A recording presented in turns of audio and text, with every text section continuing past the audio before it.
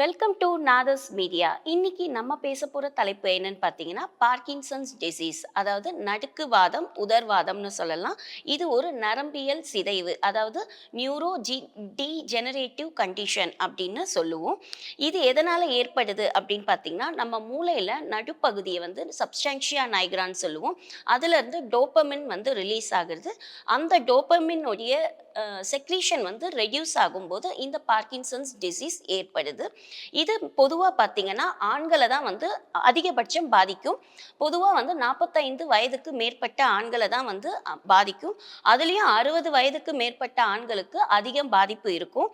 60 வயதுக்கு மேலே உள்ள ஆண்களுக்கு 100ல் ஒருத்தருக்கு இந்த பார்க்கின்சன்ஸ் டிசீஸ் வந்து காணப்படுது. இது எதனால் ஏற்படுது அப்படின்ட்டு இதுக்கு எக்ஸாக்டான ரீசன் வந்து இது வரைக்கும் கண்டுபிடிக்க முடியலை. ஆனால் வந்து ஒரு சில காரணங்கள் என்னன்னு பார்த்தீங்கன்னா ஜெனிட்டிக், அதாவது மரபு மூலயமா இந்த நோய் வரத்துக்கான வாய்ப்புகள் அதிகம் இருக்கு. அதுக்கு அடுத்து பார்த்தீங்கன்னா ஃபேக்ட்ரிஸ்ல வேலை செய்கிறவங்க, தொழிற்சாலை கழிவுகள், பூச்சிக்கொல்லி மருந்துகள் இதுக்கெல்லாம் வந்து எக்ஸ்போஸ் அதிகம் ஆகிறவங்களுக்கும் இந்த பார்க்கின்சன்ஸ் டிசீஸ் வரத்துக்கான வாய்ப்புகள் அதிகம் இருக்கு. அதுக்கு அடுத்து பார்த்தீங்கன்னா குடிப்பழக்கம், போதை பழக்கம்க்கு அடிமையாகிற ஆண்களுக்கும் இந்த பிரச்சனை வரத்துக்கான வாய்ப்புகள் அதிகம் இருக்கு. அடுத்து சின்ன வயசுல காய்கறிகள், பழங்கள் எடுத்துக்காதவங்களுக்கும் வந்து இந்த பார்க்கின்சன்ஸ் வரத்துக்கான வாய்ப்பு இருக்கு அப்படின்னு சொல்லிட்டு ஒரு ஆய்வுல தெரிவிச்சிருக்கிறாங்க. இந்த பார்க்கின்சன்ஸ் டிசீஸ் வந்தா என்னென்ன அறிகுறிகள், அதாவது சிம்டம்ஸ் என்னென்ன இருக்கும் அப்படின்னு பார்த்தீங்கன்னா, முதல் சிம்டம் பார்த்தீங்கன்னா அது கையை தான் பாதிக்கும். அதாவது எஸ்பெஷலி விரல் தனியாக உட்காந்துருப்பாங்க. உட்காந்து அந்த விரலை வந்து கையில் வந்து ஏதோ ஒரு ஆப்ஜெக்ட் வச்சு இந்த மாதிரி உருட்டுற மாதிரி இந்த மூமெண்ட் வந்து சும்மாவே உட்காந்து பண்ணிக்கிட்டே இருப்பாங்க. விரல்ல இந்த மூமெண்ட் இருந்துக்கிட்டே இருக்கும். அதுக்கு அடுத்து பார்த்தீங்கன்னா அது கையை பாதிக்கும். கை நடுக்கம் கொடுக்கும். அடுத்து கால் நடுக்கம் கொடுக்கும். அடுத்து வந்து நாக்குல நடுக்கம் இருக்கும். ஸோ நாக்கு வந்து கொளறி கொளறி பேச ஆரம்பிப்பாங்க. பேச்சில் தெளிவு இருக்காது. ஸோ இதெல்லாம் தான் வந்து ஃபர்ஸ்ட் சிம்டம். இதை வந்து ஒரு வார்னிங் சைன்ஸ் அப்படின்னும் நம்ம எடுத்துக்கலாம். அதுக்கு அடுத்து செகண்டரியா என்னென்ன சிம்டம்ஸ் இருக்கும், இதை தொடர்ந்து என்னென்ன இருக்கும் அப்படின்னு பார்த்தீங்கன்னா வந்து ஃபர்ஸ்ட் வந்து அவங்களுக்கு அந்த நுகர்ற உணர்வு வந்து போயிடும். ஸ்மெல்லிங் சென்ஸ் வந்து போயிடும். அதுக்கு அடுத்து வந்து ரிஜிடிட்டி, கை கால் எல்லாத்துலேயுமே வந்து ஸ்டிஃப்னஸ் ஜாஸ்தி ஆகிடும். ரொம்ப டைட்டாக வச்சுப்பாங்க கை காலை. அதுக்கு அடுத்து ஸ்லோனஸ் ஆஃப் மூமெண்ட், அதாவது வந்து எல்லா வேலையுமே வந்து இதுக்கு முன்னாடி வந்து ரொம்ப ஆக்டிவாக இருப்பாங்க. இப்போ அதுக்கு அப்படியே ஆப்போசிட்டாக மாறிடுவாங்க. எல்லா ஆக்டிவிட்டீஸையும் வந்து ரொம்ப ஸ்லோவாக பண்ணுவாங்க. ஒரே இடத்துல பல மணி நேரம் உட்கார்ந்துருப்பாங்க. அதுக்கு அடுத்து பார்த்தீங்கன்னா சாப்பிட்றதும் வந்து ரொம்ப ஸ்லோவாகிடும். ஃபார் எக்ஸாம்பிள் இப்போ நம்ம ஒரு இட்லியை சாப்பிட்றதுக்கு ஒரு 2 நிமிஷம் எடுத்துக்கிறோம் அப்படின்னா அவங்க 10 நிமிஷம் 15 நிமிஷம் எடுத்துப்பாங்க. அந்த அளவுக்கு அவங்களுடைய மூமெண்ட்ஸில் வந்து ஸ்லோனஸ் இருக்கும். அதுக்கு அடுத்து பார்த்தீங்கன்னா அவங்களுக்கு முழுங்கிறதுக்கு டிஃபிகல்ட்டி இருக்கும், ஸ்வாலோயிங் டிஃபிகல்ட்டி இருக்கும். அதனால் அவங்க வந்து ஃபுட் இன்டேக்கும் வந்து ரொம்ப கம்மியாக இருக்கும். இதனால் வெயிட் லாஸும் வந்து அவங்கக்கிட்ட காணப்படும். அதுக்கு அடுத்து பார்த்தீங்கன்னா படுத்திருக்கவங்க எழுந்து உட்கார ரொம்ப சிரமப்படுவாங்க. உட்கார்ந்துருக்கவங்க நிற்கிறதுக்கு, நடக்கிறதுக்கு எல்லாத்துக்குமே வந்து ரொம்ப சிரமப்படுவாங்க. நிற்கும்போது ரொம்ப தள்ளாட்டம் ஜாஸ்தி இருக்கும். அதே மாதிரி நடக்கும்போது அடிக்கடிக்கு கீழே விழுந்துருவாங்க. ஃப்ரீக்வெண்ட் ஃபாலிங் வந்து இவங்க கிட்ட நம்ம பார்க்கலாம். இவங்க பாஸ்சர் பார்த்தீங்கன்னா அப்படியே முதுகை வந்து வளைச்சிக்கிட்டு உடம்பு வந்து குனிஞ்சபடி தான் வந்து இவங்க வந்து மாறிடுவாங்க. அடுத்து பார்த்தீங்கன்னா லாஸ் ஆஃப் ஃபேஷியல் எக்ஸ்பிரஷன்ஸ், அதாவது வந்து முகத்தில் எந்த ஒரு எக்ஸ்பிரஷன்ஸும் வெளிப்படுத்த மாட்டாங்க. முகத்தில் வந்து சிரிப்பு, கோபம் அந்த மாதிரி எதுவுமே காட்ட மாட்டாங்க. முகம் வந்து எப்பவுமே ஒரு மாதிரி வந்து சோர்வு நிலையிலே வந்து அவங்க வந்து பார்க்க முடியும். அதுக்கு அடுத்து பார்த்தீங்கன்னா ஞாபக மறதி வந்து ரொம்ப ஜாஸ்தியாக இருக்கும். அதுவும் ஷார்ட் டேர்ம் மெமரி லாஸ் வந்து அவங்களுக்கு கொஞ்சம் அதிகமாகவே வந்து இவங்க கிட்ட பார்க்கலாம். ஸோ இந்த மாதிரியான சிம்டம்ஸ் வீட்டில் இருக்கிறவங்க கிட்ட நீங்கள் பார்த்தீங்க அப்படின்னா உடனே நீங்கள் செய்ய வேண்டியது இமீடியட்டாக நீங்கள் அவங்கள ஒரு நியூரோ டாக்டர் கிட்ட அழைச்சிட்டு போகணும். நியூரோ டாக்டர் தேவையான இன்வெஸ்டிகேஷன்ஸை எடுத்து தேவையான மருந்து மாத்திரைகளை வந்து ப்ரிஸ்கிரைப் பண்ணுவார். அதுக்கு அடுத்து நியூரோ டாக்டரே வந்து ஃபிசியோதெரபிஸ்ட்டை வந்து சஜஷன் கொடுப்பாரு. ஸோ நீங்கள் வந்து நெக்ஸ்ட்டு இமீடியட்டாக பண்ண வேண்டியது ஃபிசியோதெரபிஸ்ட் கிட்ட அவங்கள அழைச்சிட்டு போகணும்.